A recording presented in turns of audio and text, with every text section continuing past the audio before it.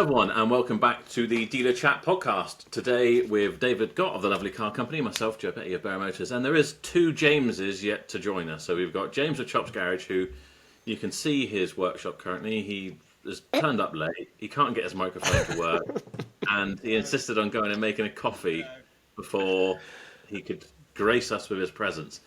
So he will join us shortly. And he's got a new mic, Joe, as well. He's got a new microphone, which makes him sound like he's a borrower. You can barely hear him. As a gift that I sent to him because people were complaining about his audio quality. And currently it seems like it won't work unless he's basically eating it. So that's our three usual guests. We will be joined by James Baggott, the founder and editor-in-chief of Car Dealer magazine.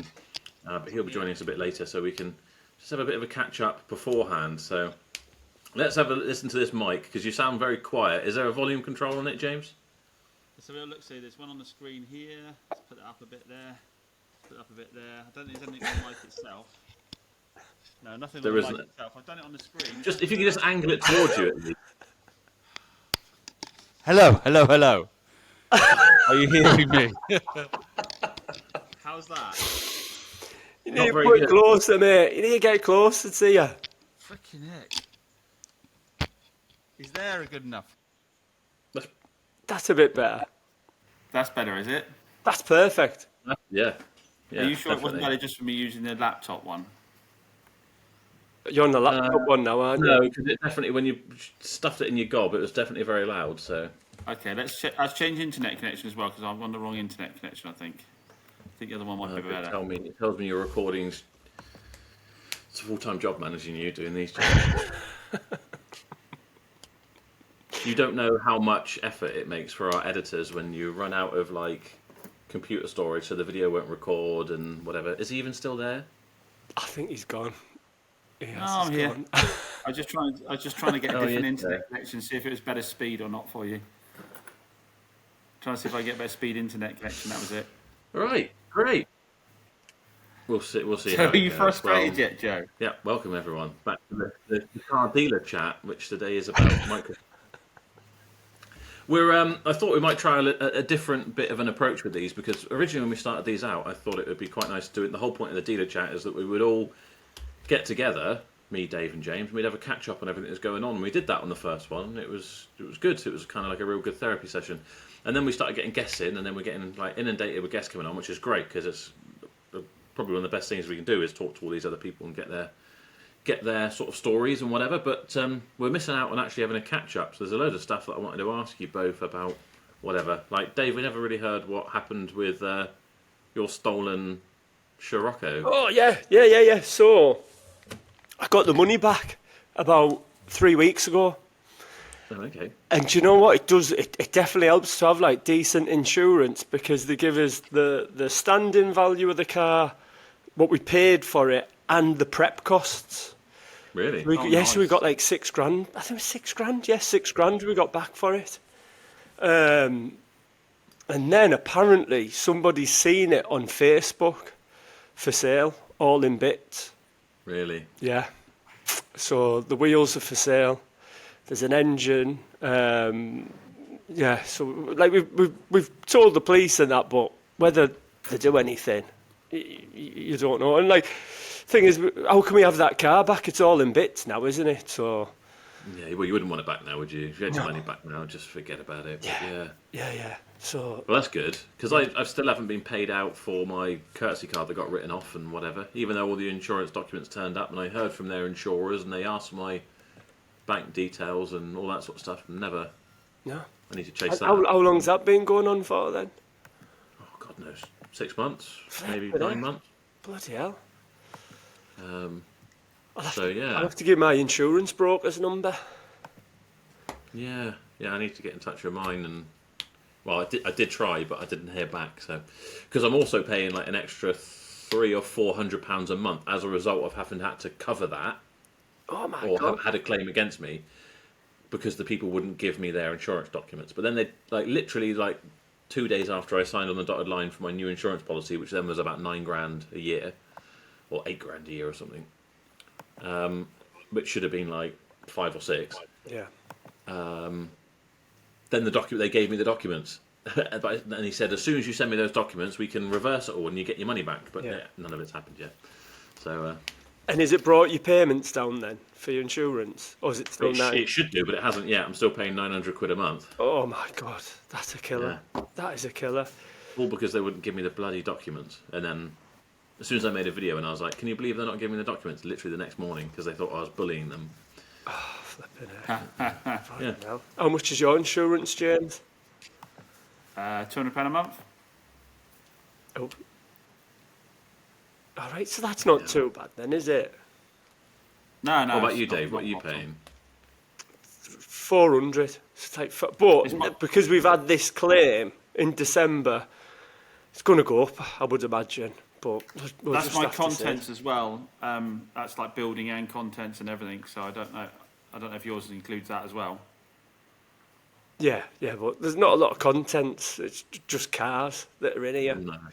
You know. Mine is like contents, employers insurance, public liability insurance. Yeah. It's like an all-in-one type thing. It's got goods in transit for putting stuff on the, recovery trucks and trailers and stuff like that. And anyone who works for me, just casual or whatever, I can literally pull someone off the street and be like, can you drive that car to Manchester for me? Yeah. And they're insured. So.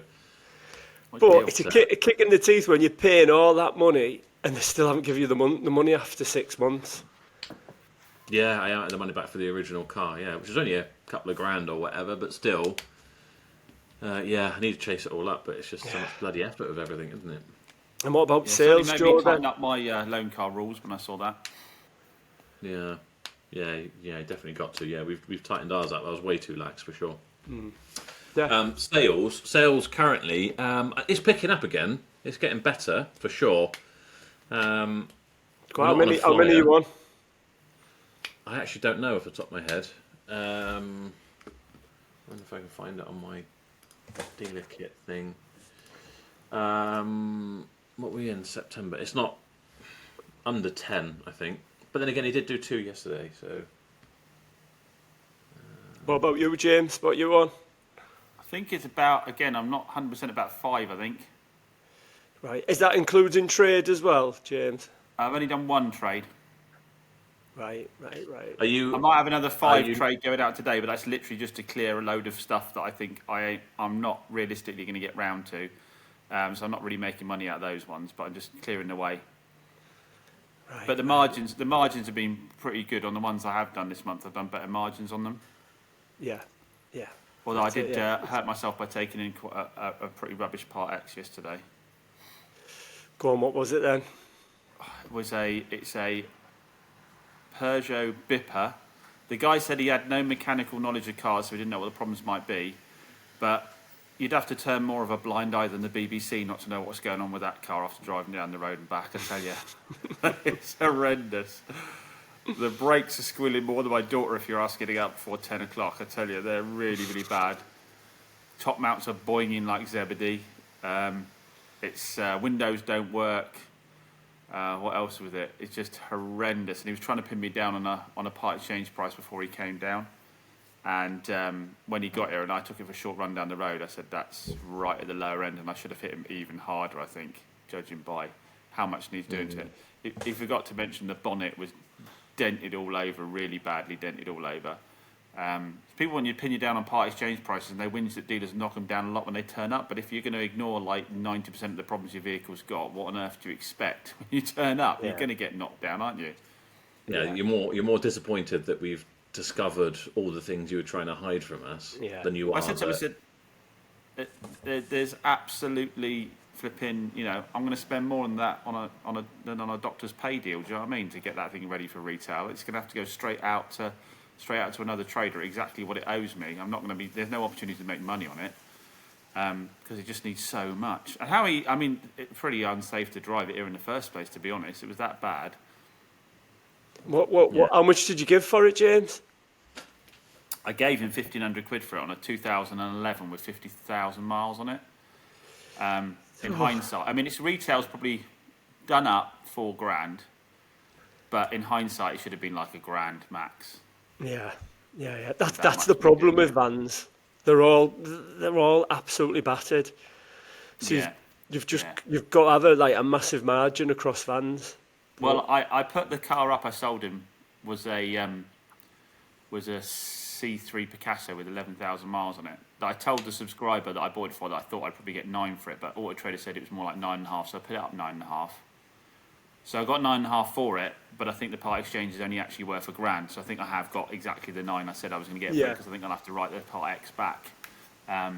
So again, people see you put prices on cars. They see you put a markup on the car, and they just assume the gap again between what you're giving for the car.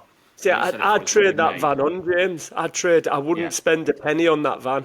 I'd just get it out your life. Talking to you guys the last couple of weeks, buying some nicer stock in, and I've come to the realisation that's why I'm having to clear out today. Potentially, I'm having stuff that I would have retailed gone, older stuff, because increasingly I'm putting money into this, and I'm coming out of it making next to nothing out of them. And the time, I think more than that is the time. I might be able to make £1,000.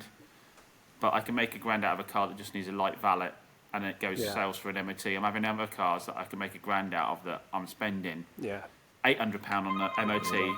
Then I'm having to machine polish them. And so we sold that Porsche the other day. Oh yeah. Like I say, James obviously didn't have it then. I've got no. James went AWOL. Sheepish. Yeah, he got a bit sheepish. I messaged him back, "Oh, do you want it?" And then I didn't get a reply. So a bit like this now. He's just gone AWOL. Yeah. But yeah. I probably would have gone for that. Funny But stuff. yeah, so how did you sell it? Oh my God, it was an absolute nightmare. Nightmare. So everyone was ringing, what's the matter with it? And I just said to everyone, look, I am not touching this car. We've give $2,750 for it. We just want a little drink on it. That's it. We wanted like $3,000 for it, I think, in the end. But that's what we wanted. So anyhow, this bloke from London rang up, and he just kept trying to chip us. And I just said, look, come up today and you can have it. So he came up on Monday, and then, do you know what? He was right sly as well. So we agreed at $3,000, and then he came with cash, and then he gave us the cash, and I think he thought we were just going to let him take the car, and that was it. And there was $2,900 in the envelope. Dodgy gate. So we were like, there's $2,900 here. It's like, oh no, that's all, you take $2,900, you take $2,900. And I'm like, no, it's $3,000. Anyhow, me being a softie, I let him just give me 60 quid. So I sold for 2,960, and then the day after he texts me saying, this car is scrap, this is junk, what are you going to do about it? So I just blocked his number. Funny you should say that, because I sent a message to some guys at Trading Standards the other day for exactly that query, because I took a what was it? It was an old Skoda Octavia. It had like 180,000 miles on the clock, and it had a really dodgy engine mount. It was clearly needed to be scrapped, but he'd spent a fortune on it. It just had all the brakes done, and like inside it was actually quite nice. And I thought someone could probably repair this. Someone with a little bit of, who wants to do it could probably repair it. But I was a bit concerned because, how do you sell stuff on like that? So I spoke to Trading Standards, and they said you have to be so clear in your terms and conditions that it's for spares or repairs. And actually, their recommendation, this Trading Standards officer, was that we don't sell them on, because these guys have to pick them up on a trailer if they're going to do it. You can't let them drive them away. So didn't really know what to do with that one, so I did scrap it anyway. I mean, it's a worry, isn't it? Well, I mean, that's why I didn't do it in the end. I mean, I could have probably got more than 270 quid that I scrapped it for if I'd sold it spares or repairs, but I was just too scared. Nice to meet you, James. I've spoke to you before, like on the forum and that, back in the day. Yes. Yeah, it was... nice to meet you too. Yeah, the old, the private forum was brilliant. Yes, yeah, I sort of it was very hard to police that forum, and so we sort of just had to let it go eventually. It was quite hard work. You have to be a little bit careful with those sorts of things. Today's guest is James Baggott, founder and editor-in-chief of Car Dealer magazine, one of the most widely read and influential publications in the motor trade industry. But James doesn't just write about cars. He's recently ventured into the world of used car sales, giving him a first-hand look at what life is really like for the dealers that he covers. So naturally, I can't wait to hear how his test drive of the brand new V12 Ferrari in Switzerland went yesterday. Welcome to the podcast, James. Thank you, Joe. Nice to see you. Nice to see you all. Thanks for having me on. Thanks for coming on. Pleasure. Yeah, I did. James did send me a message sort of a couple of days ago. He's like, "Can we do it a bit later? Because I'll be flying in late from test driving the new Ferrari and all this sort of stuff." Tough job. Someone has to do Yeah. it, you know, tough job. Awful gig. Do you know what? I actually looked at that because I thought we'd talk about this. How was the? Was it the 12 cylindry? It was, yeah. So actually, you've got to say it in Italian, and I got told off about how to pronounce it. So I've written it down in sort of kind of easy to speak words. It's the dodici cilindri. Dodici cilindri. So if you don't say it like that, then you get shouted at by Italians, which I did get shouted at a lot while I was on the launch. So yeah, not easy. I pray for anybody in a Ferrari dealership having to pronounce that. Yeah, you can imagine some of the people who are going to end up buying them. You know, like I don't know, with some of your regional accents, like Just you're call it from the 12 cylinder. And what, in the middle of the launch, took a call on a Kia Sportage on a 66 plate. So you really started looking up. talk about multitasking. Yeah, I have to admit, I saw on your Instagram story that you put pictures of that up, and I hadn't really seen much of it before, and I thought that looks hideous. Something to do with I think it's just your photography skills, I'm afraid to say, James, thanks. on your Was that mobile phone. The Kia Sportage, sure. No, the Ferrari thing. I'll see if I can. I did. Exactly. Yeah, the Sportage, no question asked. That you can't really take a bad photograph of a Sportage, can you? But having not seen one before, I took it because I thought, oh well, I'll make a point of showing that Oh. in post. But this was one of the pictures. Oh yeah. It just looked like I don't know, like 80s Knight Rider-y. And I thought that just looks like a clown shoe. Yeah, It's that too was long mentioned quite a lot. Yeah, unfortunately, that was mentioned quite a lot. I normally do the words, don't I? I don't do the pictures normally. Yeah. But no, it having seen some of the other pictures, it does look pretty incredible, actually. Yeah. So, it was, yeah. Yeah, it was nice. Nice little break from the stresses and strains of selling used cars.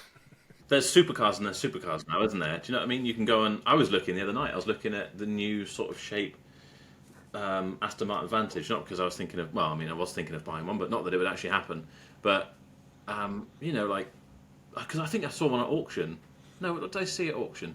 Either way, it was like 50 or 60,000 pounds. And you think, you know, that's half the price of, say, like the electric car that you're bombing about in, James. Because you said you got one on loan that's a ridiculous amount of money. It's £127,000. It's an Audi SQ8 e-tron. 127 grand, and the best mileage I've had out of it is about 230 miles.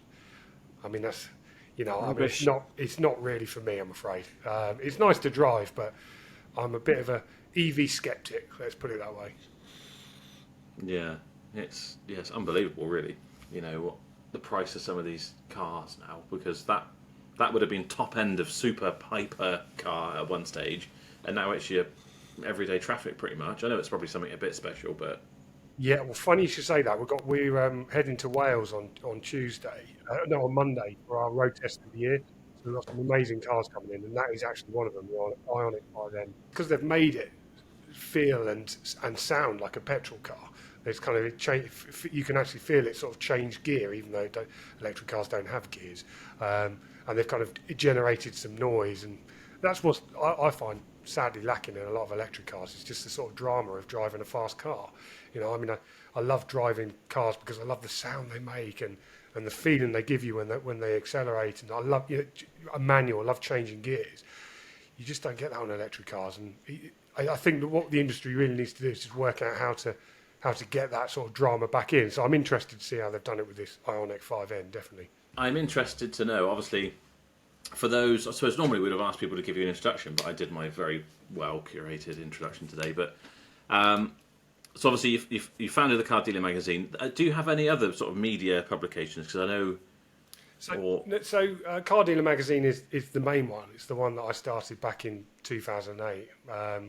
Paid for the first issue with a personal loan, and we've just come up to our 200th issue. We're digital only now, but we were printing that magazine up until COVID. So Car Dealer magazine is the one I'm best known for. I mean, last year we had just over 12 million unique users on the website. So it's not just dealers that read the website, it's consumers too. But yeah, we produce a lot of content now for lots of different people. So my business produces content for people like motors.co.uk. We do stuff for the AA, and we one of my investors is Press Association called it's PA Media, and so our content, our motoring content, goes out on a feed, which then supplies many local and national newspapers with motoring content. So it's not just the dealer side that we cover; it's also the kind of consumer side. So hence the road test. Yeah, absolutely. And Yeah, so Sorry, Joe. Did you expect the website to get that popular then? No. Or was it always more for the magazine? It was always for the magazine, and I love reading mags, and I used to love walking into dealers and seeing my mag sat there on a coffee table. But it got to COVID and the lockdown, and just like all car dealers were stressing about how they were going to sell cars with the doors shut, I was worried about how I could charge advertisers for sending a magazine to dealers that weren't actually in the showrooms. So we had to radically rethink the business then. So we decided to stop printing the magazine in, I think it was that March issue. And we went purely online. I mean, just to give you an idea, before COVID, 2019, our website was getting about 500,000 unique visitors a year. We're now doing that every 2 weeks. So it was just this kind of massive drive in terms of just putting up lots of content that people wanted to read. I've got 6 writers writing for the website on a daily basis. We work 7 days a week. It's a big churn of work, but we all enjoy it, and the readers seem to like it too. do you think you should have leaned into, I know you prefer the print, but do you think you should have leaned into the kind of website beforehand? The thing is, I don't think I ever would have taken that leap without COVID. Yeah. It was very difficult to make that decision to stop printing the magazine, because it's something that I love doing. I was very proud of the fact that we printed it every month, and I just loved the sort of art of putting together a publication. It's a nice, fun thing to do, curating the pictures, working out what's going to go on the cover, writing the stories. It's very different to churning through lots of content for a website, because you never fill up the internet. It's just, but with a magazine, you sort of worked on this kind of up to a peak of the month, and then when deadline was passed and it was sent to the printers, you could sort of take a moment to relax. You don't get that with the web. It is just constant, and as soon as something happens, people expect to read about it. So it's definitely changed the way that we work and added sort of different stresses to the job. It's interesting, so there's probably parallels to be made. So do you think you enjoyed it, if you're honest with yourself, more when it was a magazine and you had that, or now that you're churning out loads of stuff, but with obviously the success that's come with it as well? I think I enjoy writing for the web more than I enjoy writing for the magazine, because I've 2 screens set up here, and one of them has just constantly got the data of what's happening on the website. So I can see as soon as we post one of the stories, we've got WhatsApp groups for the motor trade, so anybody can join them. We share breaking news. We launched them during COVID, and we've got 10 of them now. We've got over 4,500 dealers in those. So as soon as we post the story, a breaking news story, a bit like you get a BBC News alert, we send out a WhatsApp. And I just love watching it on the screen as it's just sort of kind of surge in traffic. When a story's worked. It's normally something to do with kazoo. But something like that's contentious for the motor trade, you just watch it happen. So you get the sort of kind of better gratification when it comes to writing for the internet. You got instant feedback. Yeah, because you know whether people like it or not. And it helps shape your content going forward. I mean, I never knew, unless someone bothered to pick up the phone, whether they liked the cover story or not in the magazine. Whereas now I know immediately whether people are interested in the story we've written. So it is more rewarding, I think, in that respect. Yeah, it's interesting, because I think you talk about doing it as a magazine, and maybe like on a smaller scale, then going much larger and constant, and like that kind of stress of doing it all the time is a bit like, do you stay off trading from home with cars and keep it nice and simple? Or for us, with James, he likes to keep things fairly simple and straightforward and stress-free. Me and Dave are like, nah, more, bigger, we need to do more. And it's hard to know. Sometimes me and Dave will be like, do you know what? I quite envy James, quite relaxed or whatever. And then the other way around, James, sometimes will say, oh, I envy those other guys because something's gone wrong with a car and someone else can fix it because there's someone else in the business. So yeah, it's difficult to make those choices, isn't it? I find it really tough, especially when it's come to my used car dealer journey. It's like knowing when to take the next step. Especially when you're so new to it, you just don't know. Yeah. Yeah, that's one of the main things I wanted to ask you with the clever car collection. So for those who don't know, James has set up a kind of used car dealership, started selling from home, and I thought, well, this is obviously just for the sake of getting the experience and wanting to kind of, it's a series for the magazine, and he can kind of explain it. But obviously, you are sort of really delving into it and expanding now. Yeah. What drove? I obviously imagine you've got a passion for cars, but what drove you to do it, and how much do you regret it? How much do I regret it? Oh, great question. Yeah. I I love doing it, if I'm honest. So the idea behind this was, I mean, my brother was a used car dealer. You know, he ran a site just down the road from where I am. He had about 100 cars. He worked with some other people. He expanded to 2 sites at one stage. And like most of my Saturdays when I was a teenager growing up was just sort of spent down there at my brother's car lot, mostly picking up the McDonald's. You know what it's like, and just seeing how it works. So car dealing was sort of in my blood. My dad worked for HRO back in the day as a car salesman. I just ended up writing about them. You know, I'm a petrol head. I do love cars. Um, I launched the magazine back in 2008, and over the years I've done the odd project or feature where I did something called 911 for 2011, where I traded up from nothing to a 911. And at the end we sold that and gave all the money to Ben, the automotive industry charity. And that kind of was this just like a bit wheeling dealing, you know. It was a bit of fun to do. Got a lot of help from the motor trade, and I really enjoyed that. And for years, I've just been saying to guys at the magazine, look, I'd love to do this. I think what better way to get experience and find out what our readers are going through on a daily basis than actually doing it ourselves. I mean, our advertisers for our website are all suppliers to people like yourselves. You know, it's Auto Trader, it's Carwow, it's Motorway, it's all those people that you talk to all the time. Well, what a great experience for me to actually try it and actually use their products and use their services and see all these things that they keep saying are so great, whether they are great or not. So that was sort of kind of like the concept. And then we just thought, like, look, how can we make this a little bit more interesting for the motor trade? And that's where the AI angle came from. AI was obviously last year, it was really exploding, wasn't it? It was everywhere. ChatGPT was all over the place. So I just thought, look, what can we do for the motor trade? What can you do in the motor trade using AI?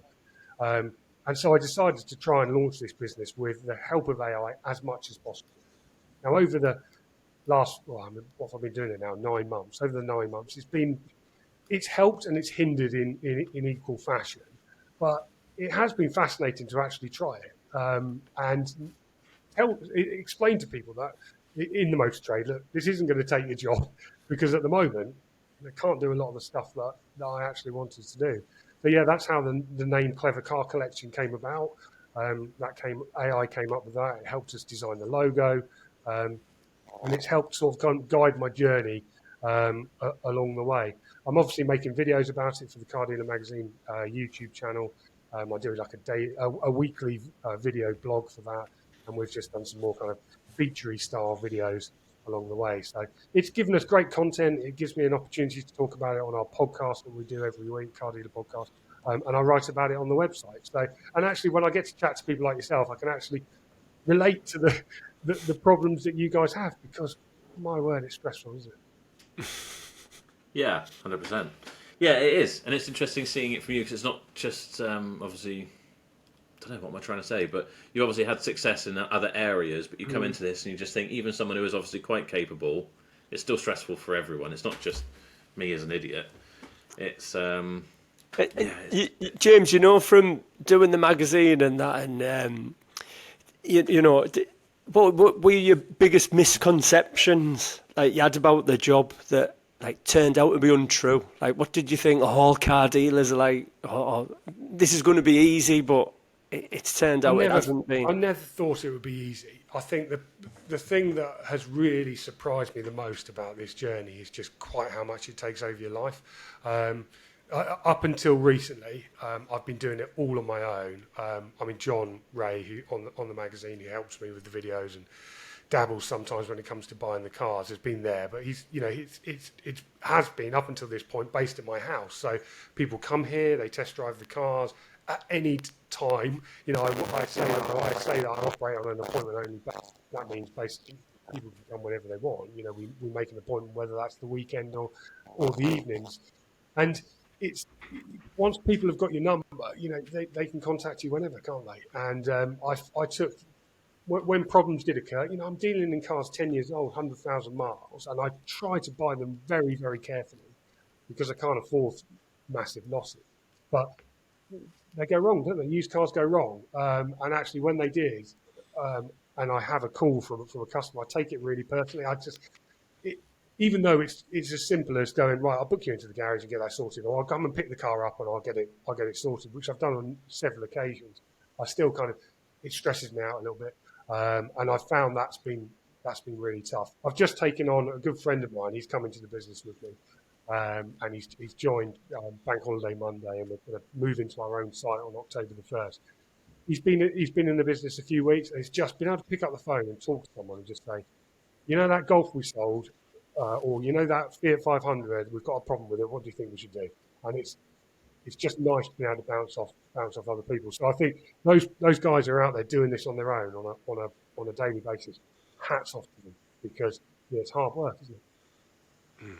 Yeah, 100%. I agree. Well, that's James, and that's exactly what we've been saying. Is It's a because I have lonely been job. watching your channels and your videos, sorry, I should say, and we'll link the channel because I find them fascinating. Thank you. Because you really are setting it off from the get go, and I saw where you took on Joe and he's getting involved. But like being able to share it with someone. I don't know how James does it because, like you say, you have problems, you take it personally.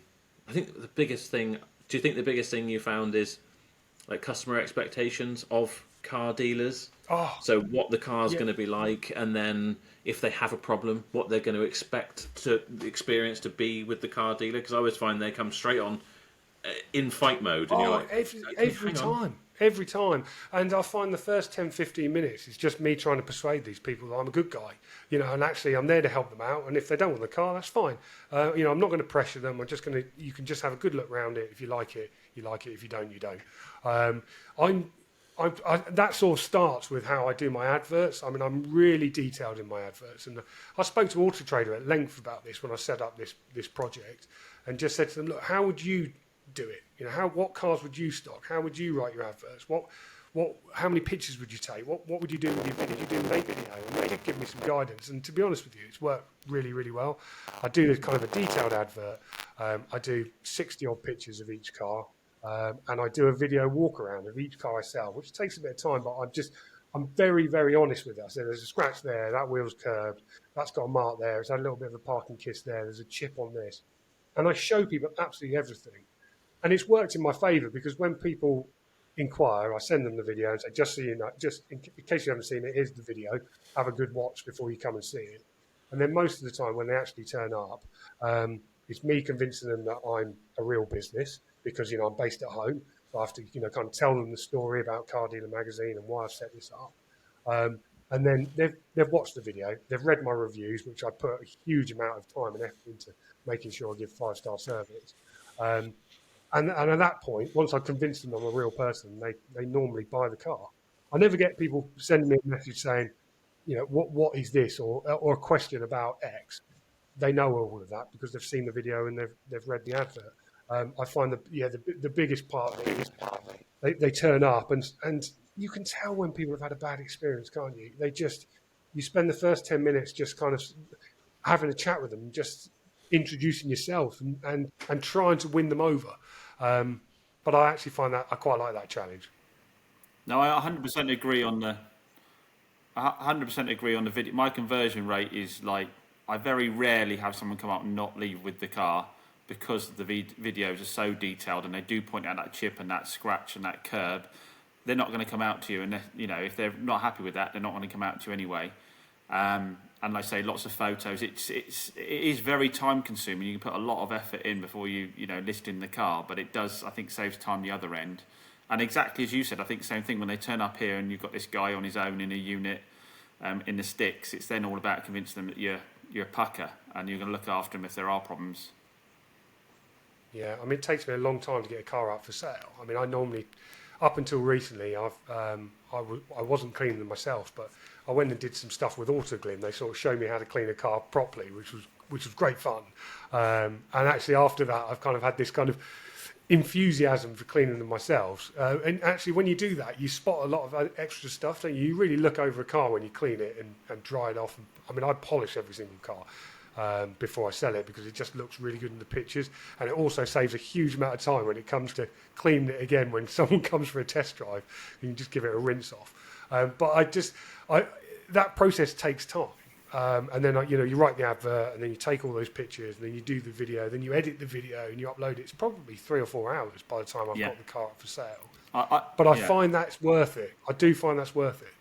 I lose an entire day. I might have done 2 or 3 cars, and I'll be an entire day just loading the photos, editing the videos, and putting them up after I've done all that. Because the sun's out, quickly run out, photograph it, video it, and then there's a day after.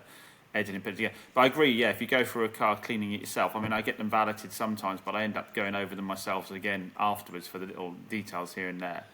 But I do also recognise, and I think this is the trouble with a lot of people's, sometimes they'll watch channels like mine and so forth, their expectations are the same when they walk into the bigger dealerships, and the reality is you just can't get into volume and do that anymore. You have to stay small if you're going to do that. There's no, I mean, I'm not taking it away from people's staff that will, take pride in cleaning cars and so forth. But the reality is, once you get to a certain volume, you've got to sort of give them a quick clean up, line them up outside, and then work your way through it. You can't have every car prepped to the level a one-man band's going to do. Well, I sort of use that to my advantage in some respect because, I put a lot of time and effort into the adverts that I do and the videos that I do, and sometimes it wins the customer over. I'd be interested to know how many people watch the videos and then think, actually, that's not the car for me. But it saves my time at the end of the day because the people who do turn up, like you, I've got a very high conversion rate. I'll probably convert 95 of the people who actually turn up for a test drive. And my days to sell are, I'm averaging 16 days to sell on the stuff that I'm buying. It's interesting, so I isn't it? turn my stuff really quickly.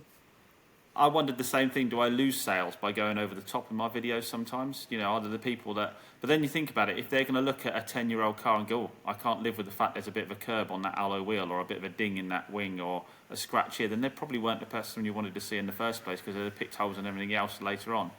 Well, not just that, but if they decide it's not the car for them, it's better for them to do that on their time than your time. Yeah.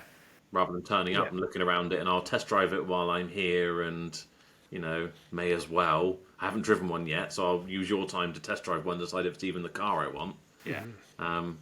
But yeah, it's interesting because I did, obviously you, I was funny enough, last night I was watching you on Stephen and Scott's podcast, Dealerway, and you were saying about how you spend so long advertising them and you won't, until you've got your video and your advertising and everything else, you won't post it at all. No. Whereas... I'm usually the opposite, and this is kind of what we preach. Is like, as soon as you got it, as soon as you bought it at auction, get it up for sale, get it listed, generate some interest and whatever. But that's the great thing about doing these chats. I think is sometimes I do wonder, like, maybe I should hold off and have it 100% ready to go, and maybe that will. I know for a fact, like, there's this sort of utopia I'd love to achieve, which is prep the cars 100%, have them MOT'd, have them there, sat, polished, ready to go. So if someone come in today and was like, I really love that car, can I pay you for it and can I take it? They'd be able to take it away and that would be it done. I've only managed that with one car. I do think the dealers need to start recognising, though, that might need to change with the way algorithms work on marketing platforms. You've got, like, almost one bite of the cherry. If you don't put up your best first, it's going to be... If the views aren't happening, it's not getting the attention. It's going to get pushed further and further down that algorithm. It's not going to start appearing in front of as many people. So it's almost like, to a certain extent, you've got like one bite of the cherry to get the attention. And if lots of people are looking at it in detail, it's then going to appear at the top of stuff a lot more often, and you're going to get more eyes on it, and that might give you that faster sale rate. I know it's not necessarily practical on the kind of volumes you do, but I think there may be an element of that coming in because the algorithms are so aggressive now that people have got short attention spans, and every algorithm is designed to make sure people are staying on that site and viewing as much content as possible, because obviously that's where your advertiser revenue is coming from. So yeah, I do think there is an element of that moving forwards that we might have to make sure we're putting our best thing forward first. Yeah. See, In fact, did you say that, James? Did you say that Auto Trader or something had told you Yep. that if you don't put up the best pictures, Well, that it's the number of pictures. I mean, I think they say it's less than 20 or less than 25. It's not worth doing it. It takes something like 3 weeks for the advert to recover to where it would have been if you'd published it with a decent amount of pictures from the get go. So yeah, I mean, I've just followed their advice on those sorts of things. So that's 60 odd pictures, a video, and the description right from the start. And it seems to work. I mean, a lot of my cars I sell within hours or a day. It's just I've had the odd one that sticks around that's put that average days to sell up. And yeah. and do you find Auto Trader the best place then for selling your cars? I have had Auto Traders give me the most amount of leads, but I have had them from Motors, and I actually have seen the Motors network since they've taken on the Kazoo platform. I've had more leads as a result of that. I don't know whether it's a result of that, but they've certainly, I think their expanded network that they've got now seems to be working. I don't know about you guys, but I've definitely seen an uplift in inquiries from them. Where do you go with your pricing then, James? Would you go with the Auto Trader recommended, or do you dip below that, or? No, I always. So I mean, the way I acquire cars is well, it might be the same as some people, but it's definitely not the same as people who've been in the trade quite a long time who buy it on gut. I do it all on the data, so I've been using AI for this, and I put a lot of stall on Auto Trader's retail ratings. So when I'm searching for cars locally, I look on the likes of CarWow and Motorway a lot. I like buying from those platforms because I like the fact you can then go and you can bid and you can win and you get a second chance to actually go and see it and test drive it, which gives me a bit more confidence when I'm buying these cars. So I look for ones locally, I retail check them, and I aim for cars that are over a 90 retail rating. I find if they're under a 90, they don't really work for me. They're quite slow to sell. The only ones I'll take if they're under a 90 is if it's a Part X or if it's offered by another dealer. Because there's obviously no acquisition fees and normally no transportation. But yeah, I've been using the retail rating. I look at the days to sell. I look at the market health, and I buy stuff that's over 90. Most of my stuff at the moment is 96, 98, 99, and it seems to work. I mean, I haven't got the experience that you guys have had of knowing what sells and what doesn't. So I had to. I mean, my first question to Auto Trader back when I started this is, what do I buy? What do I sell? And they said, well, we can't really tell you that, but what you can use is our retail rating, and because it's focused on your area, it will tell you what people are searching for. And you know what? It's worked incredibly well for me. And how many cars have you sold, James? Since About 45 so far this year. and when did you start? In January was my first sale. Right. So I did, so it slowly ramped up. I had quite a major operation in April, so I slowed back down again. And I'm just sort of getting back up to speed. I've got 5 in stock and possibly picking up one tomorrow. Can I ask you a question about that one? Yeah. Please do. So it's a bit of a weird one. It's the Mitsubishi Outlander PHEV. We went to see it last week, Joe and I. Bought it on CarWow, won it on CarWow. Turned up at the house and it just, when it just doesn't feel right, everything just felt a little bit dodgy. There was it was being charged up with a charging cable that was kind of daisy chained many times from out their front window. I'm thinking they've never charged. I haven't got hybrids that I'm worried about that. And we knew, so I placed the bid, which was over reserve, but they never accepted it and she wanted an extra £50 on top, so I had to increase my bid by 50. So I knew that they would, if I spotted anything extra on the car, she wouldn't accept a chip. Which when I got there was quite a lot of extra damage, as there often is. Normally I have a conversation with the customer and say, look, this is what I bid, this is the listing. Unfortunately, these are the bits that have been missed, and these are the things I'm going to have to get fixed. And it needed new brakes, it had a few chips on it, and I just said to her, look, I know you don't. I know the price you want is the price you want, and I won't be able to pay that. So I'm afraid the car's not for me.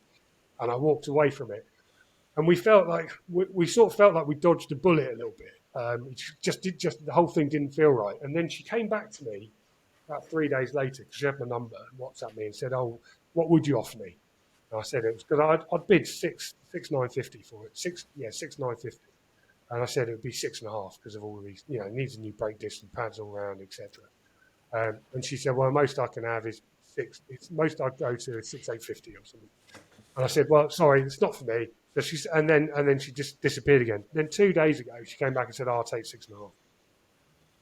When do you want to come and pick it up? I said, okay, I'll come and see you Friday. So I'm potentially going there tomorrow. But when something just doesn't feel right. Go where you I mean, go. what do you think? What do you reckon? I mean, Go where you go. First up, Yeah. I'd be given a £6,000. I wouldn't be given a. really? Yeah, you need to be going lower. Definitely. Just say, look, I'll give you £6,000, no more, and then we'll come. You're letting her dictate the terms to you. Yeah. Is the Auto Trader rating good now? Because the people I've spoken to told me not to 99. get those in. 99 out of 100, which is Really? one of the highest I've seen. I've turned 27 down days some nice to sell. ones. And the market health is way off the scale, which is I find that market health really important because that's a sort of kind of supply and demand bar. You probably see it when you retail check stuff, and this one is so far into the fact that there's very little supply and huge demand. So You almost wanted me to buy a proper Auto Trader account with all this information, but then I realised that I buy everything anyway. honestly, it's worth it. I mean, but then I don't know any different. I haven't got the experience, but I think it's worth every penny. I really do. Yeah, I agree. I do love the data. It's just a bit of extra added confidence, and there's. Don't get me wrong. I had one of the Mitsubishis, and it was 99. I had it forever.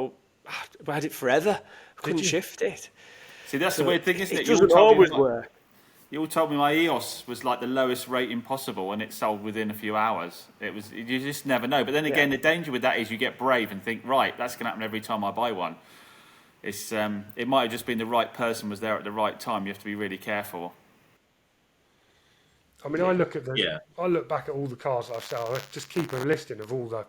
I keep all that data, so I know what the retail rating was when I bought it. I know what the average days to sell was, and I can go back and kind of see whether it rang true. And whenever it's got a really high retail rating, I normally sell them within 7 days. And normally the average days to sell is 20, 21, 25. I normally beat it considerably. Yeah. It. What was I going to say? Sorry, Joe. And are you selling them at a good price as well, James? Oh yes, always at good price. So all of the pricing I do is so when I buy, I work retail back. So I look at what Auto Trader says I could advertise it for, and I work back on my margin, and then that's how I do my bidding. So I can be quite aggressive on my bidding because I don't really look at anything else other than that. And I always just I normally go for 102% price to start with. So it's normally good, as close as you can get to sort of fair, but still being in good.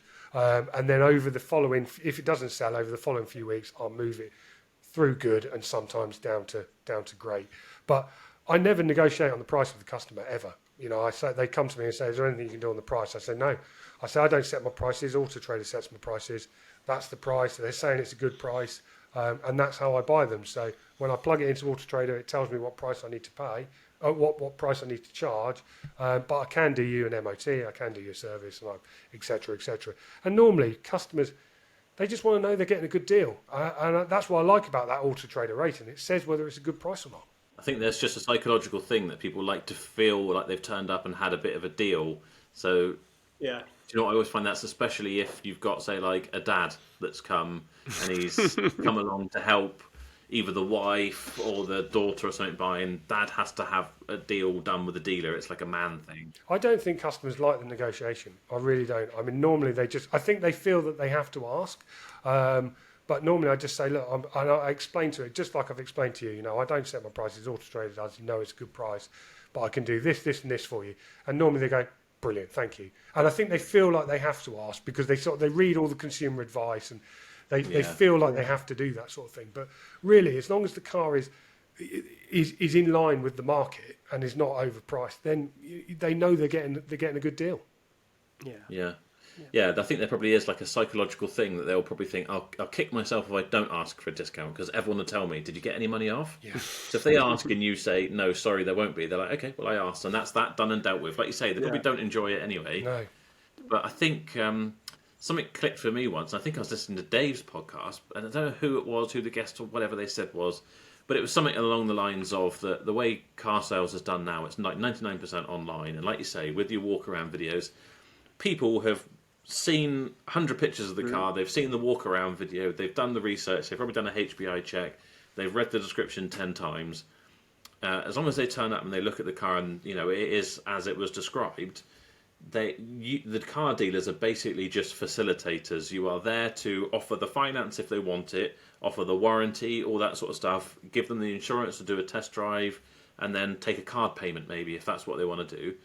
But otherwise, they've already decided they want the car. They turn up as long as it's there and you seem reasonable and whatever.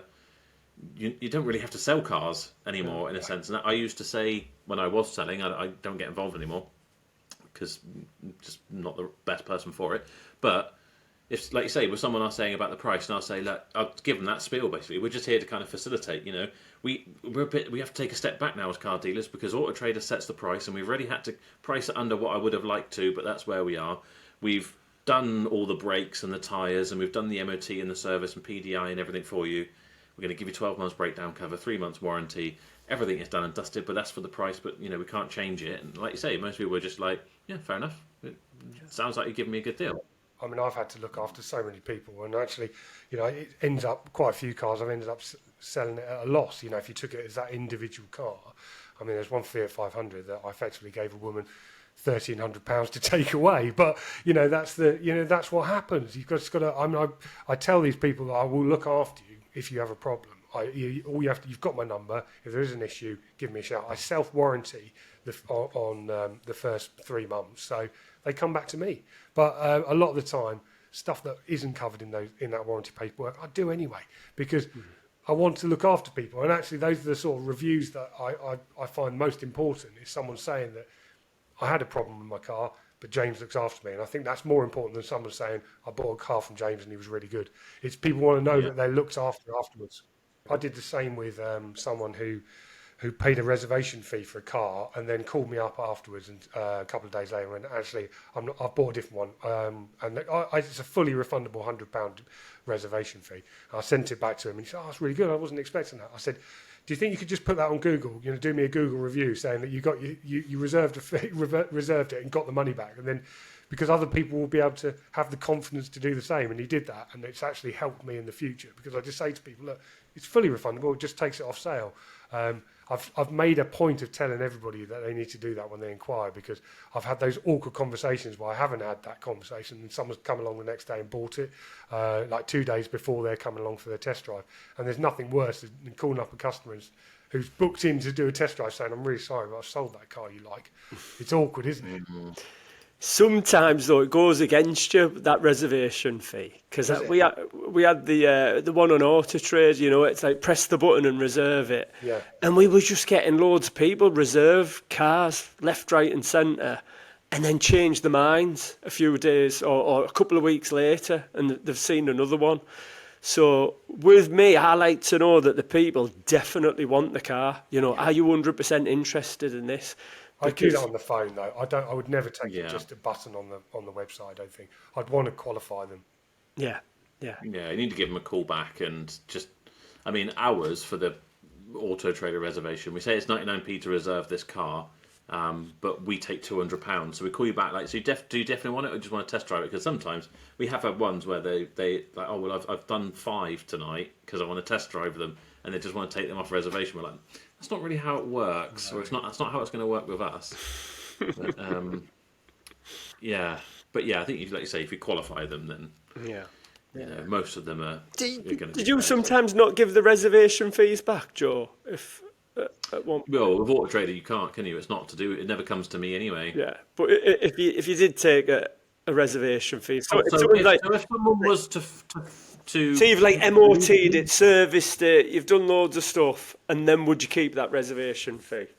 Even if we hadn't done anything, to be quite honest with you, and I said this in a video previously, and real mixed responses from people who are like, that would put me off, I'd run a mile, that's dodgy, to that's completely understandable. If someone leaves us our £200 sort of reservation fee, which we say is non-refundable unless something goes wrong on our end, then if they want the car, sometimes people leave a deposit on a car and then you keep phoning them for the next following week. We're just doing all this. We're sorting the M&T out. We got the paint done, whatever. Or even if it doesn't need anything, you're still coming in Saturday and they kind of ghost you, and then you're like, right, well, they're wasting our time, and that's their 200 quid gone. And then if they come back and be like, oh yeah, no, I did buy something else, and is there any chance I get my 200 quid back? Then no, we won't give it back. I mean, and I think that's fair. We've had that car off of sale for a week. We may have turned other people away. Other people wouldn't have been able to see it. Otherwise, I don't see what is the point of paying a reservation fee. So, yeah, I mean, we do. Some people will get upset, and some people think that's I should just give it back to them. But it's only £200. It doesn't really matter. It's more a matter of principle. Yeah. But no, you come on site and give me a reservation fee. That's it. You're not getting it back unless I breach the contract in some way by not preparing the car to the standard I said I would, or getting it ready at the time frame I said it would. And you pull out, I'm turning away other sales. I'll have to re-advertise again. No, I've got no problem with that at all. Distance, obviously, you can't anyway.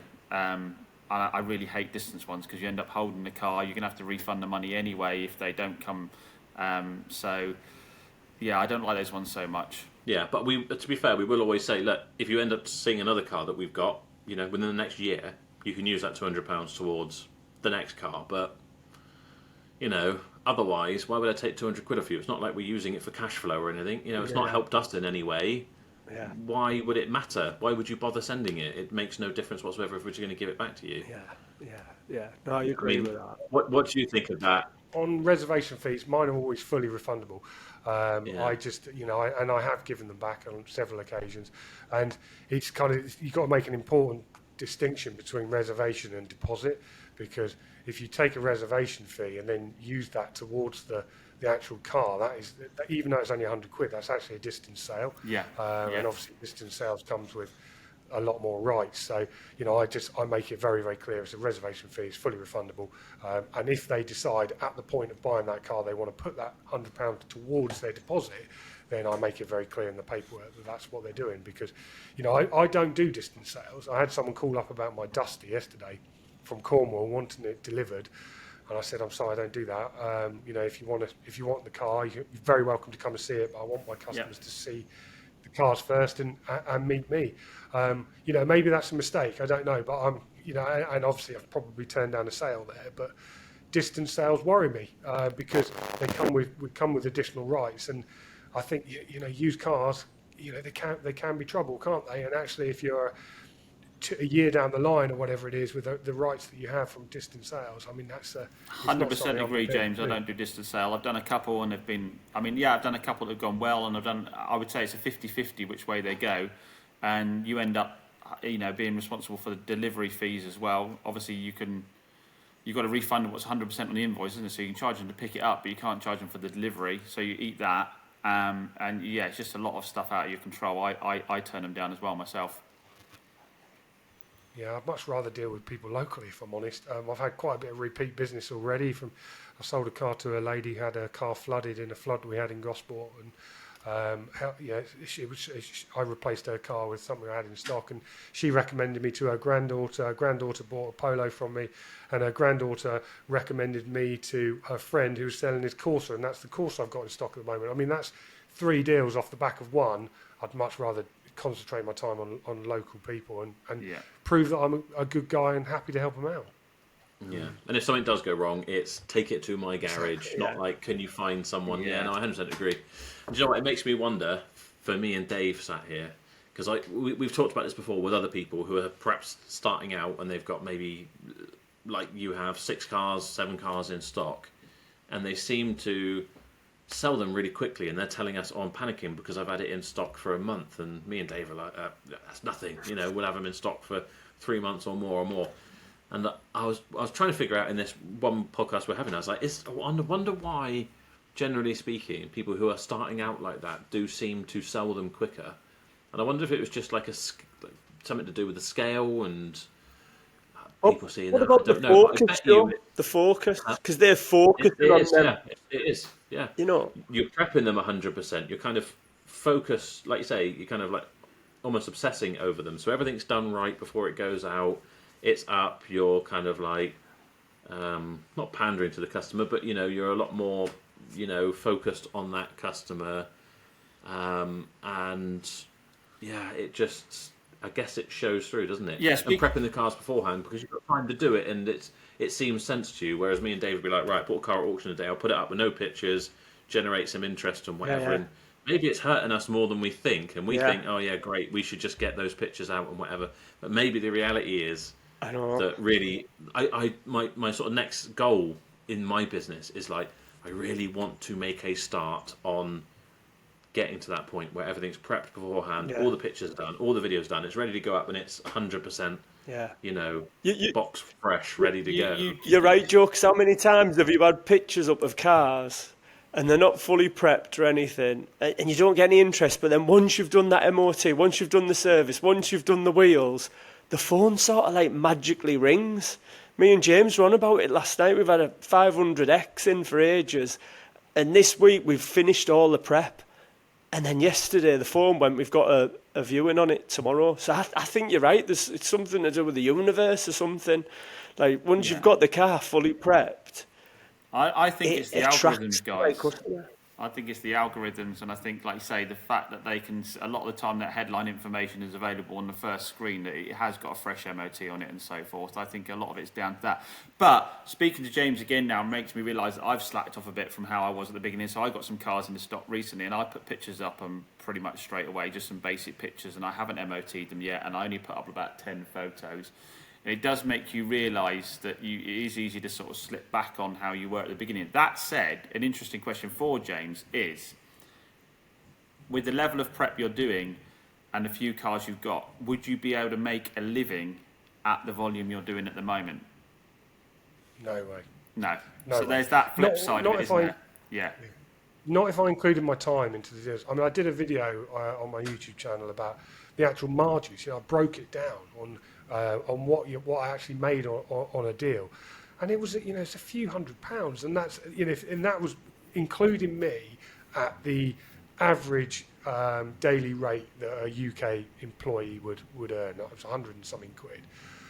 I think once you start putting in your own time into it, it's hard to make sense and make a living out of it, and you have to do larger volumes, and larger volumes comes with larger stress and larger overhead. And, I've got huge admiration for you guys, doing this on a daily basis as your only job. I've got Car Dealer Magazine. I get paid by my other businesses. I don't get paid by this one. And I just don't think it would be. I don't think it'd be possible. Not right now. It wouldn't. So the only way to counter that would be to increase volume by a large amount. And if you increase volume by a large amount, the odds on are you wouldn't be able to do that level of prep. So therefore your cars wouldn't be selling as fast. So that's kind of the dilemma, isn't it? That's the situation, isn't it? Well, it's like we've said before. I think if you wanted to scale and you were like, right, but we're going to do it, with the set parameters, we're going to make sure everything is prepped and whatever. There's that gap in the middle where you're probably losing money from doing 8 cars up to 20 or 30. You're going to be losing money because you have to employ people or whatever. But you get to a point where you can start stocking 60 or 70 and still keeping the same standards. Then you're making money. That's it. But there's such a jump between the two types of camps that most car dealers are in. Yeah. Between a little small 10-car enterprise and like 100 cars or something. That gap in the middle is so bloody hard. I mean, I'm pretty much the same as you, James. I got a plumbing business and other things, and I don't take a wage from Barrow Motors, believe it or not. I mean, I could, but it wouldn't be a very impressive one. When I first started Chops Garage, I wondered how I sold these small cars so quickly, and then I realised it's because I was buying cars and retailing them at like $3,000, and I'm spending a day painting every single scratch. I was repainting the wheels, and it made for a good bit of YouTube content. But the reality was the net profit was maybe 300 or 400 quid. I had days into the car. It just wasn't, sustainable. And I was like, how did I sell those cars so quickly? And why did everybody grab them? Well, because I was prepping them at a level that no one could feasibly do and make money selling them that way. It just sucks time, doesn't it, this business? And I think that's what I've realised. It's just everything takes ages to do. And I think, going back to the AI side of my business, what I really want AI to do, I'd like to be able to say to it, I've sold that Ford Fiesta, can you prepare the paperwork? You know, if you said that to an apprentice in your business, they'd know what you mean. They'd know what Fiesta you're talking about. They'd know what paperwork would need to be done. But AI can't do that yet. And I think this is where I'd like to get. I want this sort of kind of virtual assistant that understands all these different systems. You know, I have to log into AutoTrader. I have to log into the warranty system. I have to log into Dealerkit to do the invoices. It's constant logging into different systems, isn't it? That should be able. We should be able to streamline that sort of stuff with technology, but just and then ask so AI to go and find you another one. yeah, well, yeah. That's I mean, it. I have used AI to help me select cars. I mean, I've run through auction catalogs, through Auto Trader's bulk retail check, which uses AI to overlay all of those different data points. It fires out a spreadsheet at the other end with all of the average days to sell, the retail rate, and the average margin. And actually, we've used that in some of the videos to shortlist 1,500 cars down to 20 or so in our portfolio. So it can happen, but again, there's a lot of manual processes that have to happen before you actually get to that point. I just think, as a complete outsider coming in, who have never done this before, a lot of the time I just think, why am I doing this? You know, why am I doing this part of this process? Why isn't AI doing that? Yeah. Why can't technology get to the point where it can help me with this? And that's Because not even lot a of the time you hard just one, say- is it?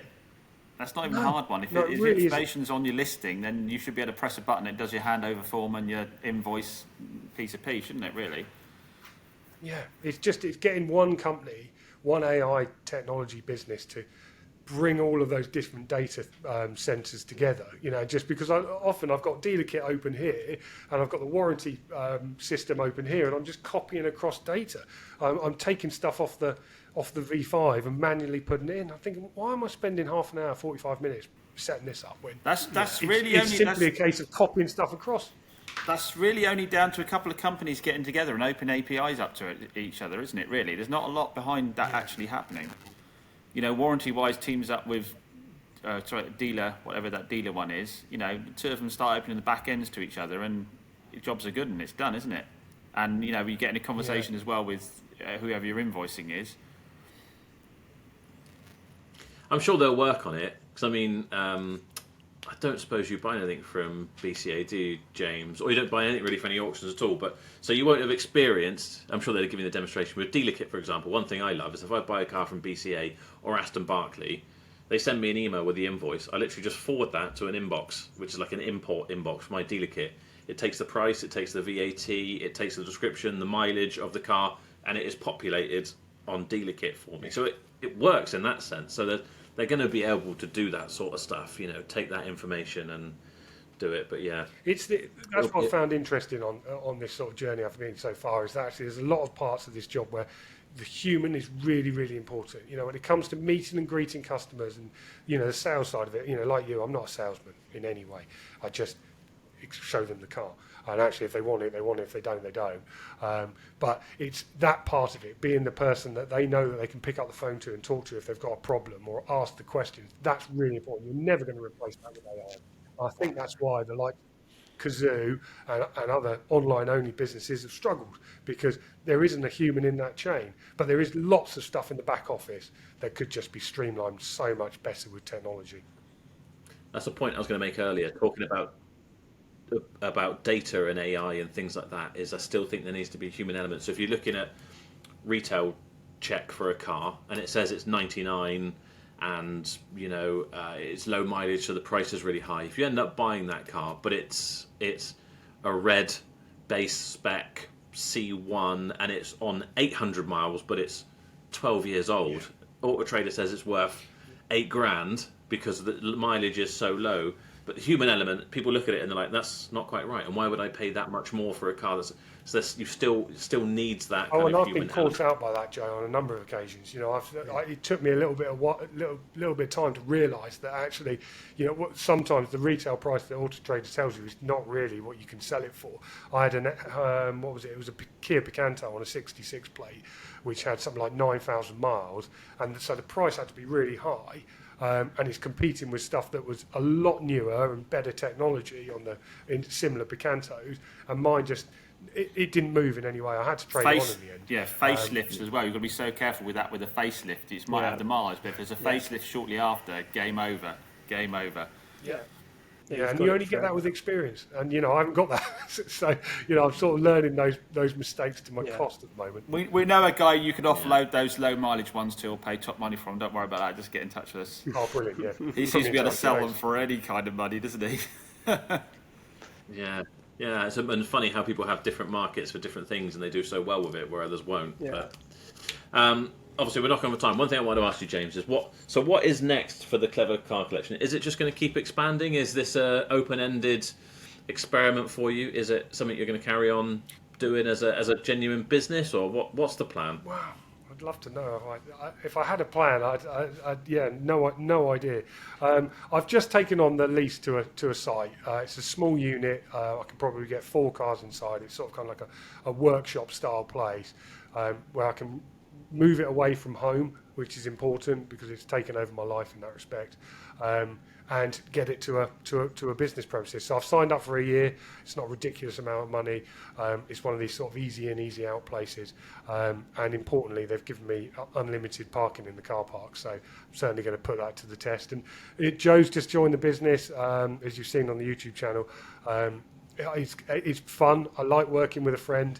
So as long as I'm enjoying it more than I'm hating it, I'll carry on doing it. And it's given me some great content. I mean, it's been fun producing the videos for YouTube. It's great talking about it on our podcast. And when it comes to talking to my readers, people like yourselves, I can relate exactly to what you're going through. And I think that's really important. So as long as that continues, I'll continue doing it. You went to the auction, didn't you? Didn't you go to Mannheim or something? I went to Mannheim, yeah, and didn't buy anything. Got outbid on everything. Got outbid on everything. Did you go with Jamie Capel though? No, I did go with Jamie Capel to one auction where he gave me a little bit of advice, which was quite good fun. But I spent most of my time just eating the bacon rolls. But yeah, then I went on my own to Mannheim. I found it quite daunting, if I'm honest. And I know you guys buy from auction a lot, but I really worry about it. And when it's my own money that I've invested in this business, and I find it risky. And that's why I quite like the Motorway and Car Wow at the moment, because I can go and test drive the cars. I just fear for picking up a car from an auction and having a major problem, and then me stuck with a massive bill. But I'll have a video coming out soon with a BMW M135i that I bought. It's beautiful. It's like 68,000 miles, but as long as you don't rev it to 3,000 miles when the engine sounds like it's going to rattle out of the car, and the auction house doesn't want to know about it. But fair enough. But I've go on. I was going to say, do you win more often than you lose on? Yeah, of course you do. Yeah, 100%. Yeah, 100%. It's 80-20. It's 80-20. Like just in life, that 80-20 rule. 80% of the cars you're going to make money on. No, look, it's just a numbers game. It's just averages. That's all it is. And what you're saying there earlier on, like you can't make a living out of this with 5 or 6 cars. Basically, as a one-man band, you need 20, 25. And the beauty of this job is, if you do go to 40, 50 cars, you can do it with 2 employees, which isn't a lot of people working for you. So it's just about scaling it up as quick as you can. That's it. I get a lot of people ringing me up via the Clever Car Collection back phone. They're constantly ringing me just because the number's easy to find on our website. And it's often people who have watched the videos and been inspired and want to do it themselves. And they normally say, should I do it? I had a guy who said, my brother wants me to invest all of this money in my business. Should I do it? And I'm kind of like, I really struggle to recommend it to people as the only thing to do, because I say just go into this with your eyes wide open, because it is really hard work. It's very stressful, and actually, if you do it on your own, it's a mental strain, isn't it? It's lonely. Yeah. Yeah, I see that in the comments of mine quite a lot. Yeah. I always tend to tell people, I think it's a great sort of sideline, side hustle. I kind of hate that term, but if you've already got a job and whatever, because people will be like, yeah, I'm going to quit my job and start doing this. I'm like, well, you don't need to. Do it on the side to start off with, weekends, whatever. And then when you do have a few wins, don't get carried away and dive straight into it, because you can sell a few and have a bit of extra pocket money and tell the tax man. Obviously, you have the best of both worlds. You get the benefits of the nice little wins you get from car sales, but you'll also have the security of your job. Yeah. Because like some months, even at the stage we're at now, I'm binning 5 figures some months just in a month. And then the next month you make it all back and more. It's just you do have to have a bit of a different mindset. Yeah, it's a feast and a famine. It's a feast and a famine massively. But once you build your pot up, then like with you, Joe, you can afford to lose a few grand each month, can't you? Because like say next month you can be making 20 grand in a month. That's the beauty of this job. But then I explain to people like, okay, that's £2,000, right? So we've got our overheads for the business. You've got the auto trader costs of advertising it. We lose 31% in VAT and tax. So I say that okay, that if that leaves me £1,000, I'm betting £1,000 that customer who buys that car is not going to come back to me with any problems in 6 months, and it's a 100,000 mile 10-year-old car. Would you bet £1,000 on that car not going wrong in 6 months? And most people go no. And that's the thing is, and if people do bring their cars back to me, I will fix them. And often, people say I'm a bit too soft, but I will look after people. But if you're going to look after people, you need a bit of money in the bank in a warranty pot to be able to do it, don't you? So yeah, I'm really open when it comes to those sorts of margins because they're slim. They're really slim when you look at it. And we're gambling, aren't we? Do you know what? I've just had like a video idea. I think I'm just going to find the people who complain about the margins we make, and I'll be like, look, I will give you £3,500 cash as long as you're willing to accept that it's tied to this Range Rover Sport I've just sold. And for 6 months, you are responsible. So, do you want £3,500 cash now, which might be my net margin, which you think is obscene? Yeah. But if something comes back on that car and it's coming out of your pocket and it's probably going to be a lot more than that 3.5 grand, how many people would actually take it? They wouldn't. Joe, we had a trader who used to trade his Range Rovers, and he had one where he was like, there's 8 grand margin in it. And I was like, I don't care. Because even if I make 6 grand after I've prepped it, I'm going to be living with that customer for the next however many months when he comes back. This has gone wrong, that's gone wrong. I just don't want the headache from it. So yeah, you're right, Joe. I wouldn't take the 3.5 grand. Right, we've kept you forever, James. Thank you so much for coming on. Is there anything you wanted to cover? Yeah. Am I buying this Mitsubishi PHEV or not? No, don't buy it. Go where you go. Go where you go. You Okay. Yeah, Right. Never ever. He James, who cares the depends. least wins. Just Depends, don't care. James. Do you want what's more important? Making profit for the Clever Car Collection or making content for media? Yeah. If you want the content, then you go ahead and you throw your money away. Yeah. I don't. Yeah, you do read the warning signs, especially when someone keeps coming back and saying, "Yeah, okay, you can have it for cheaper." And you just think, "Why? Who else has looked at it, and what have they found, and why have they turned it down?" That's the thing that I'm worried about. The fact. And they've offered it. They would have offered it to them at 6.5. Exactly. And why do they keep coming back to you rather than relisting it again? Because they think you're semi-interested. And it's been a few days. They will have been to every other person. They'll have been to We Buy Any Car as well.